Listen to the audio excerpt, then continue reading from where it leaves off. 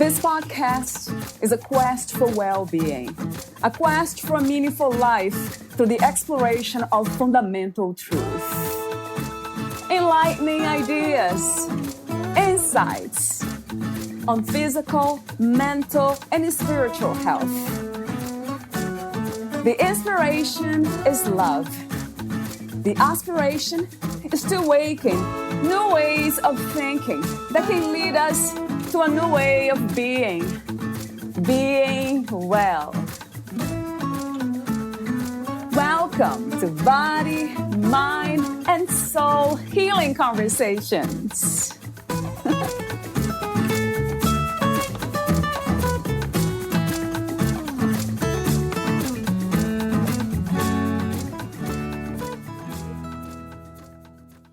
We are amazing beings capable of operating on a level that goes far beyond our comprehension.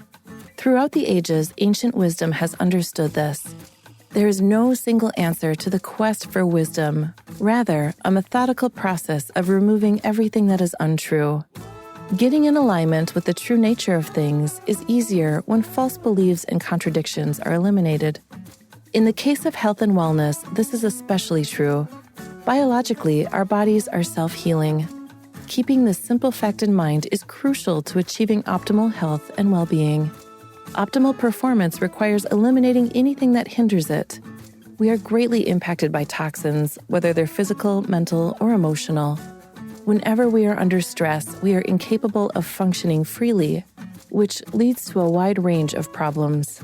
Throughout history, crystals, light, and color have been used in various forms to influence us in positive ways. If used correctly, they can aid in relaxation, stress reduction, creating balance, and enhancing our abilities. They facilitate the work of our systems. The effect is similar to putting someone in a more supportive, encouraging environment. Whatever task they have to perform, they will do better. SolaraGem is a crystal fusion light system that facilitates healing, well-being, and wellness. It's also affordable. Valeria interviews Mike Broadwell. He is the creator of SolaraGem, a fusion of crystals, light, color, and frequencies. He spent the past 11-plus years specializing in crystal fusion light, working with leading integrative therapists around the U.S. He's also worked with many of the leading energy healers across the world, having produced numerous summits, workshops, and live events. Meet Mike at solaragem.com. Here's the interview with Mike Broadwell.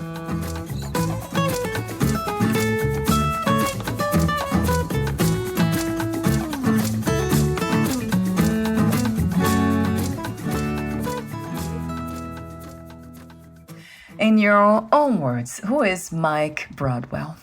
Well, I guess basically, I'm the developer of this device called the Solara Gem. This is crystal fusion light, and we'll talk more about that. But live in Tennessee in the United States. I'm middle-aged. I guess I've been around for a while and have worked probably the last 15 years or so in holistic health and wellness. And prior to that was in engineering for a long time. So I have kind of a technical background, but moved into holistic work and have really worked all over the country, mostly in the U.S., a little bit in the U.K. and Canada with some of the leading integrative health specialists with the crystal fusion light. And also I used to put on summits and other events, kind of similar to what you're doing here. So what inspired you to work within the holistic health and wellness field? Was there any particular event or personal experience? It really didn't come about, by having a terrible life crisis or anything like that. I was kind of more eclectic in my interests and had run across EFT and, things like that years ago through Dr. Mercola, and just started looking into things and then kind of stumbled into learning about how to sell things online and started doing summits and health events. And that was a great tool because I wasn't the host usually, but I put on several summits on energy medicine. And so I did a lot of the editing and ran the events and all. And so I learned a ton about energy medicine, listening and editing. And it was great because it would force me to self-examine if I got frustrated because something wasn't working right. I'd be, I got to listen to what these guys are saying. I got to keep So it's very positive reinforcement. Yeah, that's interesting how we are all connected energetically, and then we can feel by being in contact with people who are connected with this universal energy, powerful energy of who we are, then it kind of brings us to that space where at least become curious about it. So I love that, that you're open to that exploration of who you are, and then healing naturally, it is one of my passions, holistically, naturally healing. And with that in mind, that word healing, what is healing to you, and what is the goal of healing, and what are the obstacles to it? I apologize for asking 3 questions in one, but they're all connected in a way. No, I think it's a great question. And one of the things I've been talking about a lot with people is I get all the time people asking me, how does this work? And I don't think that's a very good question. And I think the better question is, how do I heal, or what is healing? But even more specifically, how do I heal, right? Because it's all a journey.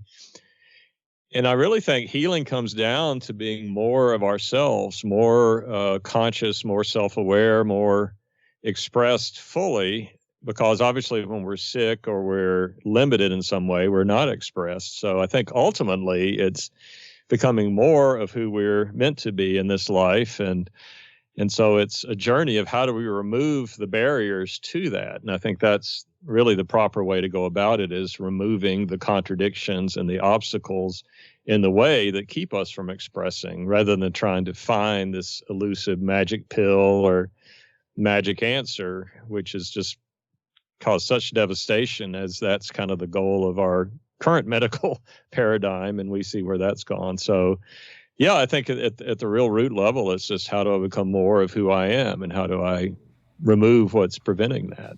With that in mind, going a bit deeper, what is your idea of spirituality? Would that be similar to your ideas of and concept of healing?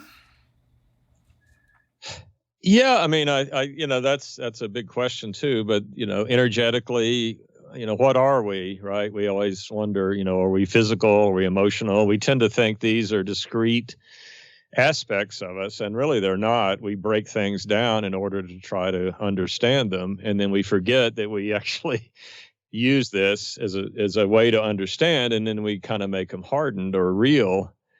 And I've gotten that question many times. People say, was this more for psychological or physical? And I was like, well, there's really no difference, right? But we tend to think that. So the spiritual, yeah, I think that's the part of us that really is eternal, or that exists outside of time and space. And however that really works, I guess we'll find out one day. But yeah, I think it's just that energetic kind of core of us that is from God, from the divine. That's that spark of the life of creation that gives us this amazing existence, which is fascinating and challenging, and just a wonderful experience. I love the way you said that about breaking into parts, which that's what the mind does to understand, but then not going back to wholeness. That's what it is. We are whole, but then in order to understand wholeness, we have to break it apart. But then we forget that we just broke it apart to understand it. And it's whole, we can put it back again, or we'll return to it. Yeah, well, I mean, I think if you really look at what's going on here, we are put here, created, however you want to say that. And this world is way too amazing and multifarious and full of surprises and beauty and things that we can't begin to grasp until we kind of grow into them. Just like a child can't understand a language immediately, it has to grow into learning it. And so if we look at, we're here to kind of discover who we are and to keep rising up and keep elevating. And it's so much easier just to stop and say, okay, that's enough. I just want to stop, right. Make it stop, or I want to slow down. Yeah. But life is kind of designed to keep pushing us and keep causing us to have to grow. And that's a beautiful part of it. And I think the only way we can do that is through seeing what's a contradiction, what's not true, and say, wait a minute, this doesn't add up. And then that opens the way to the next thing. And I think especially in terms of healing, we want to find this answer, or what will fix this. And It's not really that at all. It's like, well, would a magic pill restore your family situation if that's messed up? It might make your arm quit hurting or make your cancer go away, maybe, but is it going to solve all these other issues in life? And no, that's because life, all these things play together and are there to show us things. So taking that journey of reduction, and I think that's the ancient path. I think that's what people did in the ancient world is to what they call neti or through negation of what's not true. And that's the only way you can do something that complicated. Another question I have for you for the opening questions is, what is your idea of freedom, Mike? Well, I think freedom is to not be constricted or bound or limited, even though limitations are actually important. We really can't live without these limitations. So if we didn't wake up to oxygen in the atmosphere every day or the sun rising, we couldn't live on Earth. So these limitations are part of who we are and are necessary. And so I think it's within those having this, not artificial limitations or false limitations, removing those is what we would want to achieve to get to freedom. So again, it's kind of working from the negative in a sense of what's not freedom or what's not us or what's not in correlation to what works, what's nature, what's, the way of the world in a sense. And so I would think, again, it's kind of the same path again to remove the artificial chains or the things that are just, we see it all the time, especially in other people. We can see how self-limited people are. It's harder to see in ourselves because we're caught up in it, but we have those as well. But yeah, the more we can just remove those things, and I think freedom comes naturally once we just remove those things. For me, the sense of freedom came when I removed everything. Of course, that was the process first. And then I put everything back and back again, where not in the sense of causing harm or anything like that, but in a more healed way or clear way, not even healed, I'd say clarity. And then seeing everything as the divine. Everything is God. That became my perspective in life, of myself in life. Oh, God is everywhere. How incredible. And it seems like this is the goal of all religions, to treat one another or everything that we're in contact with the same as we would treat ourselves, if we have self-love, of course. So that really made sense. Yeah, I think religions, the real task of religions, philosophies that are aligned with reality would be to how do we get people to keep growing and because we have to develop the capacity to actually understand these things, because we don't right off the bat. Right. Can't be we can't appreciate, say, a fine wine because the first time you drink wine it tastes awful to you, right? Yes. So you have to kind of develop a palate against opposition. So what we think of as bad or things that are not what we want are actually probably the most powerful things to bring us out of this small limitation. And truth is constant. I mean, when we were 5 years old, the biggest thing in the world might be to go to the candy store, or, we think we're going to die the first time we get our heart broken when we're a teenager, right? Yes. But we actually reform a more powerful understanding of the depth of existence and life through these heartbreaks and through these limitations. Whereas if we just were constantly got what we want all the time, we would probably never grow out of being a baby. We wouldn't want to have to sit on a toilet. It probably feels good to a baby to, poop its pants and have somebody clean it, But so we have to constantly be broken out of what we think we want. And I think that's a powerful frame to look at the healing journey and just look at our life in general, is these things are part there to push us to grow, because we don't want to grow. So you have created the Solara Gem. I will begin the question with the word Solara. It kind of inspires me to think about the sun when I look at the word, but it has also feminine, softer kind of energy attached to it. So talk to me about the inspiration for the name before you talk to me about the inspiration to create the device and what it is, of course, for those who don't know. Yeah, so the Solara Gem is a form of crystal fusion light, and that starts with sunlight. So that's really where the name Solara comes from. It's Latin root for solar or sun, or and it's like everything. You want to find a name, obviously, that's available on the web. Yeah, Right? yes, right. So that's why we see all these weird names like Yes. Google and all these other things coming up, But yeah, Solara, and it just has a musicality to it as well. It is a soft, but basically what we're doing is sunlight through mixtures of gemstones and color. That's what we're taking the ancient practice of putting people in the sun and putting gemstones on different parts of the body and letting the sun energy, which really empowers crystals are information tools. They basically shape information, and energy is information. So that's really where it comes from. It's the whole idea of the sun passing through the gems, passing through the colors into the body. There's some frequency elements as well, and by that I mean more like brainwave frequency strobing. Obviously, all this stuff is frequency, but it's really an ancient practice. It goes back into ancient Ayurveda and other cultures of the light through the gemstones, and so that's where the Solara came. Really, it is sunlight. Instead of how does it work, how and what it heals. Well, again, if we go back to the fact that energy is information and everything is energy, right? We hear that all the time, and it's true. Everything is information as well. So if I look at pure sunlight and then I actually filter that sunlight or pass it through a crystal or a gem, well, the gem has different properties. Usually the color is due to the mineral properties in that stone, which we would call, in a sense, it's an imperfection that keeps a clear quartz, makes it purple. That tends to be an amethyst, right? So the color would be, quote unquote, an imperfection in the structure of it. And then the actual different gems and crystals have different internal structures as well, just the way they're pieced together.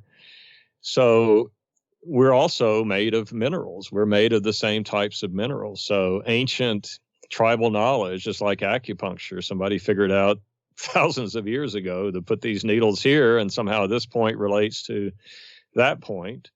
And we say, well, how did they figure this out? Well, they did. They were probably a lot smarter than we are, because we can't seem to figure out much of anything these days.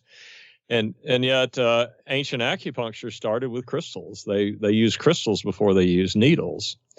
And so again, these are all tied in. And so these go back to ancient times. And there are many books out there that talk about the properties of gemstones and crystals, and they're not all in agreement.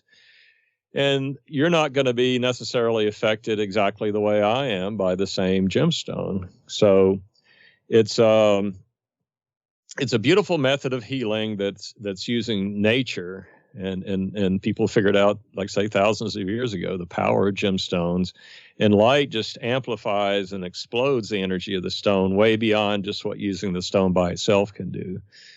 And then we blend the stones. We also tie in some color therapy, and we do some brainwave frequencies with the light as well to help the body just to recognize. It's just like if you're traveling, say in Japan, and you feel like I'm kind of alone here, and then you hear another voice speaking English or whatever your language is, and you're like, oh, that feels good. That feels familiar. I'm Yes. drawn to that.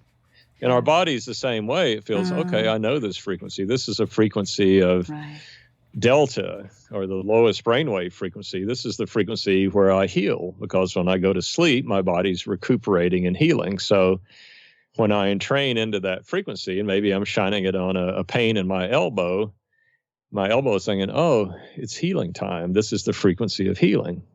So that's why we add that in as well. So it's just a beautiful, simple, but yet profound technique. And of course, modernized so we can do it inside. I mean, you're up in New York where it's cold. You want to be out in the sun. It's cold here. It's been cold here. And it's cloudy. So you can't, depend on the sun as if you're treating people, or, or it's too hot, or it's raining or whatever. So this gives us a way to kind of schedule it into the way our lives work. Unfortunately, in the ancient world, they could take the time, to heal. They would go to a salon and recuperate and really heal, not just fix me like a pit stop on a racetrack, right? Yeah. So I get Yes. back on the racetrack.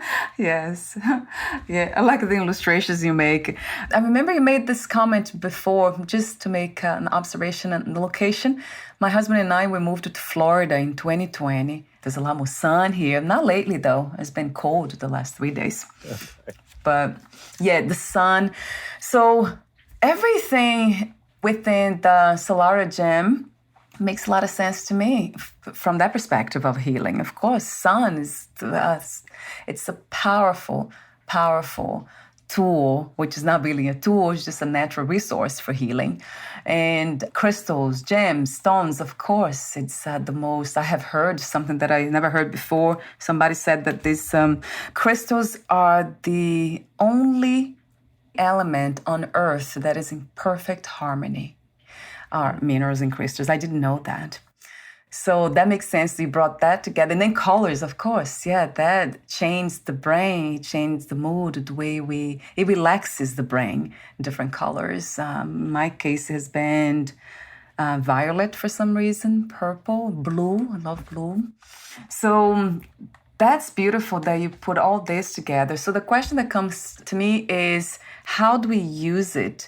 Do we have to get many of these devices to work together? I know you have different kinds of SolaraGem devices.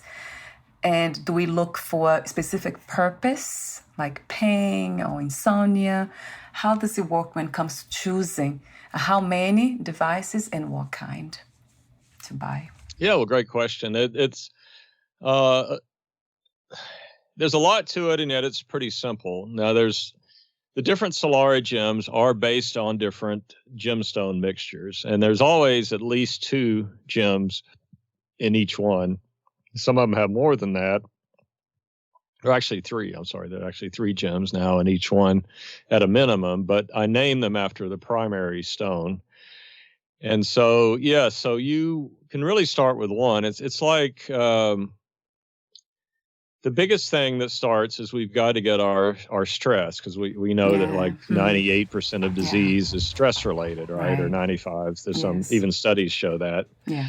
And so if we don't address the emotional, the stress, the mind, how our mind is amplifying what's happening to us. So that's always the first place we start. And from there, we can work on other parts of the body, and we might want to stimulate or calm or relate to different organs or different systems, different chakra systems.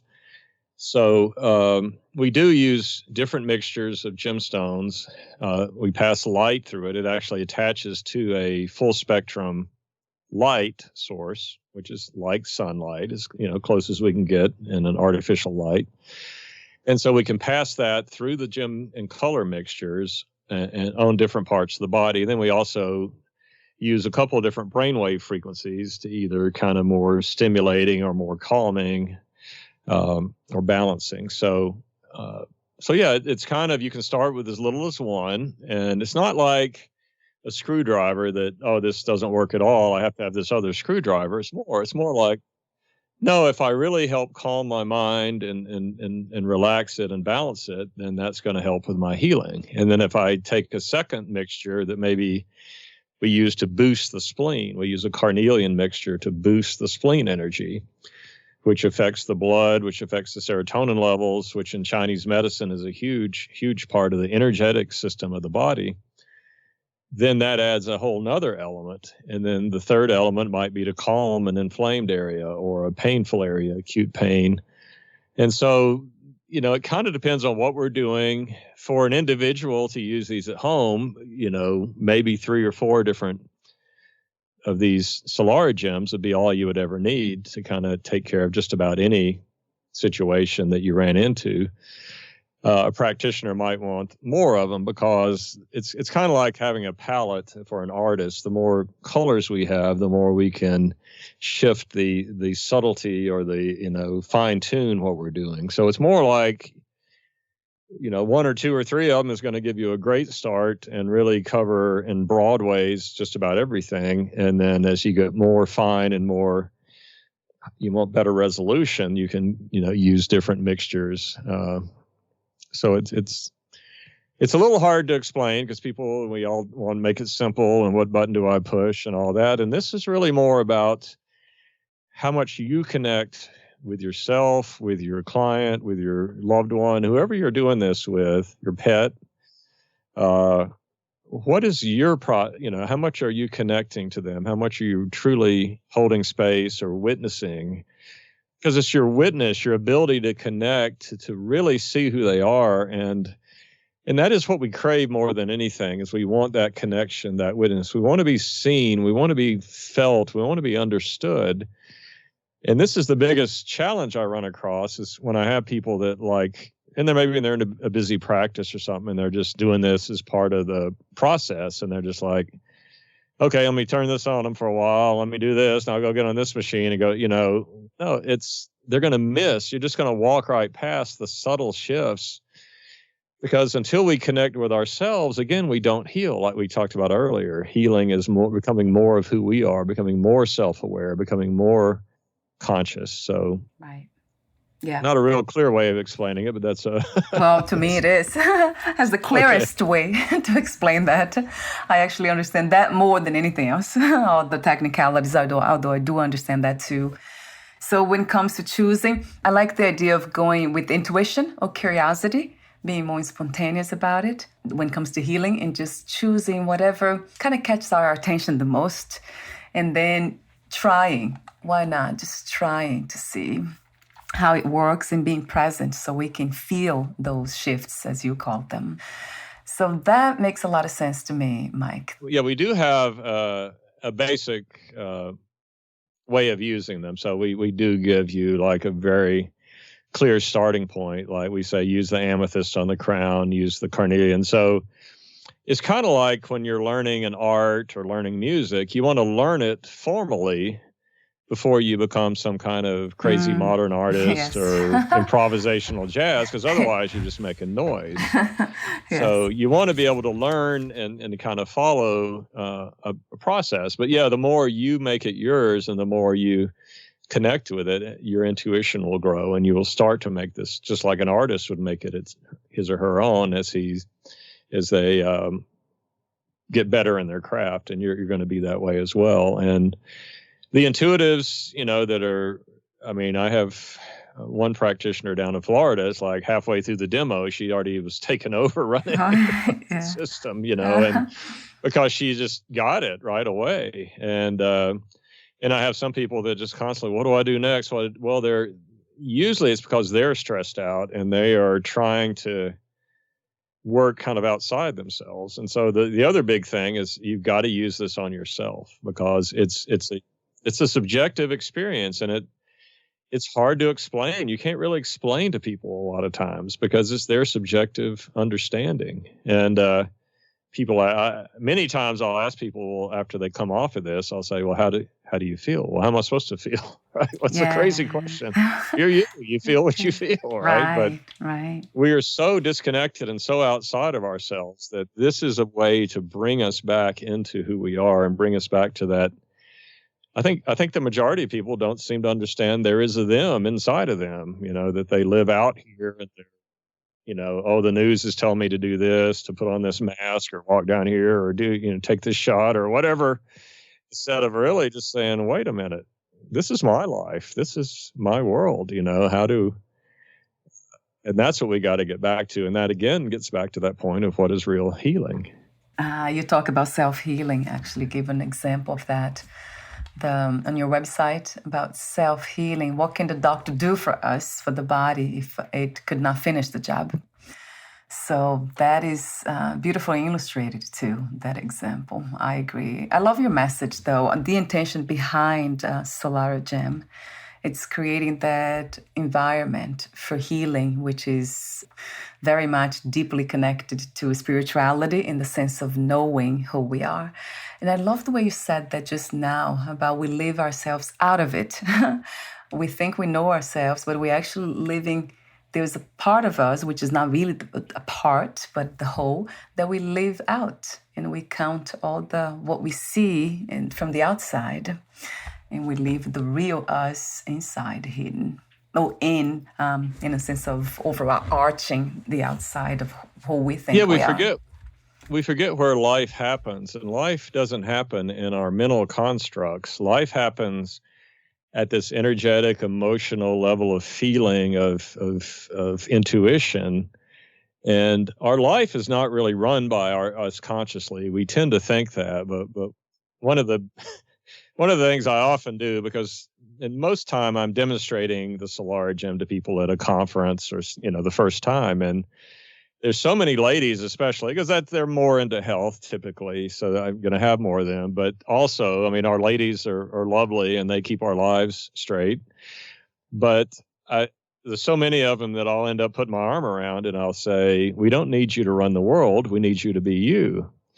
And because so many, especially our women, are trying to balance so many things and make this happen and keep these kids straight, or, keep all these things going, and you can just see the stress and this overdrive that's just keeping them. And if they can just let go of that and realize, no, you're beautiful and your family loves you because of you, not because you do all this stuff for them. I mean, that's wonderful, but we got to get our priorities straight. And this is what this can do, is really help us to take the time, and I think maximize the time that people will take for themselves, and realize it's essential to do this, and not just after everything else is done, then maybe I'll think about taking care of myself. No, that's not the way to do it. Another question I have for you is about SolaraGem. You write, it heals by guiding you to become more of who you are, as you just said, more conscious of yourself,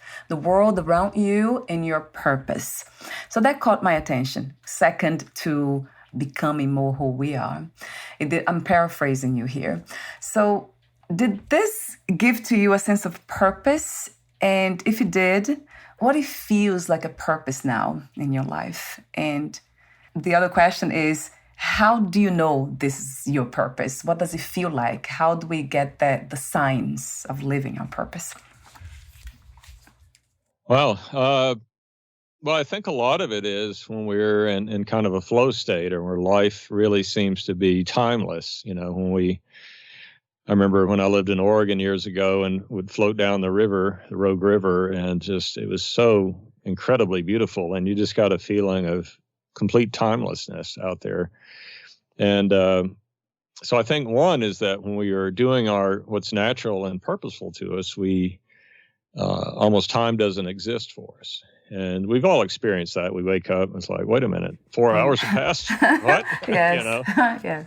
And yet when we're stuck in our cubicle or doing something we don't love and it's not congruent, it's just dragging on and on and on. And we are taking, sedatives or uppers or whatever to get through the day, or coffee or soda pop or whatever, just to try to keep us going.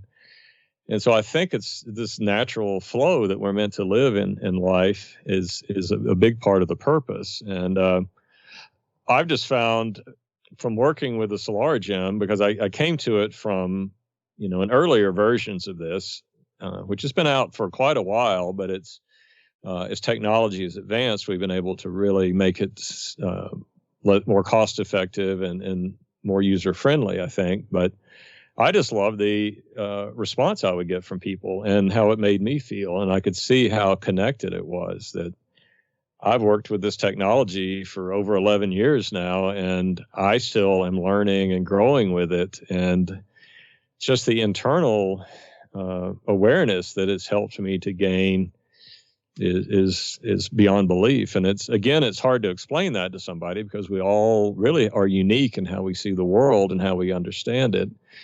And I think the new age that we keep saying we're moving into the age of Aquarius. Well, I've been around a long time, and I remember when that song, when I was a kid, the dawning of the age of Aquarius. Well, but that Aquarian age is really a shift from, I need to know what the outcome is. How much are you going to pay me before I do this task? Or how much am I going to get before I commit this? that's the world we've been in. But the Aquarian age is, this is my purpose. This is what's flowing. And I just have to do it and let what comes come out of it. And I think when we can get into that, again, that's when we're in our purpose, when we're not trying to be limited with what, because if we say, well, what is the outcome going to be, then that's done from the standpoint of what we know right now. That doesn't take into account how we're going to be changed by what we learn and experience, because we don't have a big enough bucket to take everything that life has got for us. And we're constantly just learning to expand that bucket. And so why be limited by the bucket we had a year ago or 5 years ago or 10 years ago? That was our training wheels, and that was necessary for us to grow. But how do we keep pushing those walls out and making that bucket more large, I guess, is that's how we know our purpose. I think when we know that I'm growing and while I'm learning and I'm meeting challenges, it doesn't mean I'm not going to meet challenges. I've met a lot of challenges doing this, but it's only helped me to grow through them and to find solutions. And so, yeah, I think that would probably be the opposition is kind of showing us that we're breaking new ground, and it's scary to us and it's scary to those around us because we're breaking the comfort zone for both of us. Oh, wow. Yes, what a beautiful reminder and insight, right? The feeling of timeless expansion. That's what it came to me by listening to you. So it's feeling expanded in a sense of holding more of what life has to offer. Well, thank you for the opportunity. It's wonderful to speak with you and to get to know you a little. So I really do appreciate this opportunity. Yes, same here. And before we say goodbye for today, is there anything else you would like to add to our conversation? Anything that you left unsaid?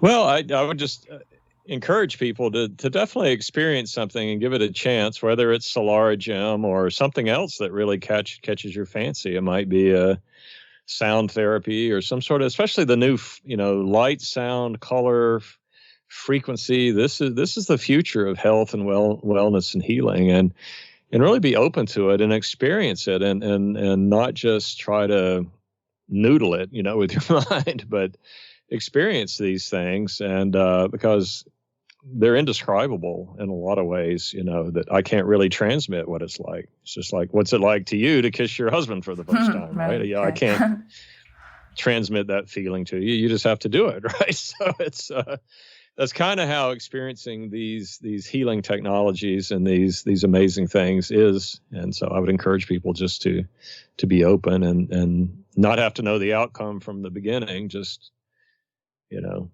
with the flow, this Aquarian flow, I guess. Yes, I agree 1,000%. Yes. And what's the best place to find more information, to buy SolaraGem, and also to know more about you? Yeah, the SolaraGem.com, this SOLARAGEM.com. And there's a list there you can join, and that's just for trainings and updates. I don't spam people with pitches or anything like that. It's really our training and information list, and there's some videos there. There's a lot of stuff online you can learn about, and we can connect you if you want to try it. If you're in a different part of the country, I can try to connect you with somebody that has it near you, or, just learn about it and come to our calls and just learn more. So I'd love to have you. Yes, wonderful. I'll have the link on your podcast profile. Thank you so much again, Mike, and we'll talk soon. Bye for now. All right, thank you very much.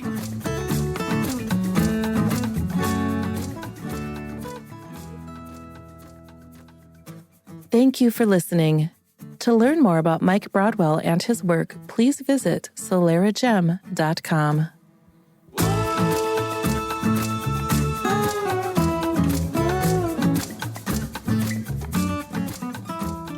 To learn more about this podcast, please visit fitforjoy.org/podcast. Thank you again for listening, and bye for now.